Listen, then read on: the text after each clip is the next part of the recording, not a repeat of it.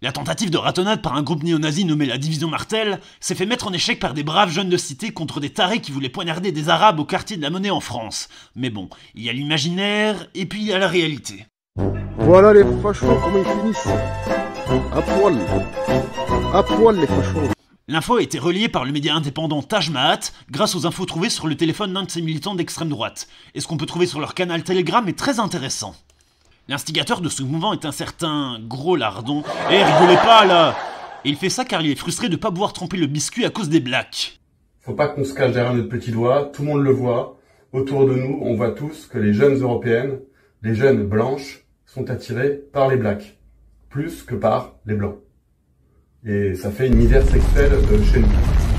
Et il fait un appel à l'aide à ces héros de guerre comme Conversano ou Cro-Blanc. J'en appelle à tous les influenceurs, de Conversano, en passant par Cro-Blanc, jusqu'à Damien Rieu. Vous devez vous rassembler, l'heure est grave. Nous sommes humiliés sur notre propre sol. Mais comment ils ont réagi?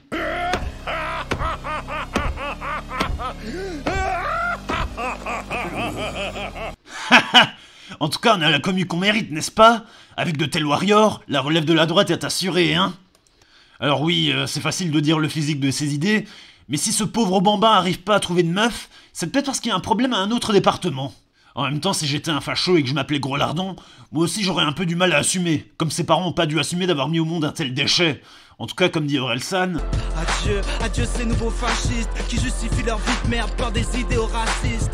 Et selon l'Instagram de Baptiste Marchais, on apprend qu'une partie de la police a refusé de participer à l'intervention par rapport à la manifestation raciste de ces fascistes en carton.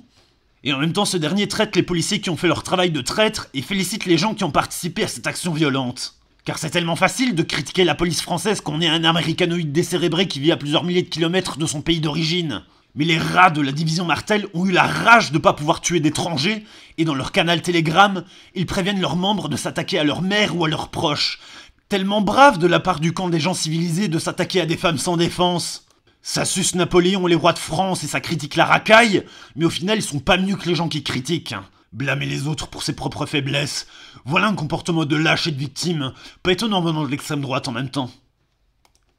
Et le pire, c'est que ces cafards ont tenté de se venger de Taj Mahat en doxant les gens qui sont liés à ce média. Et ils disent eux-mêmes, handicapés ou pas, on le massacre.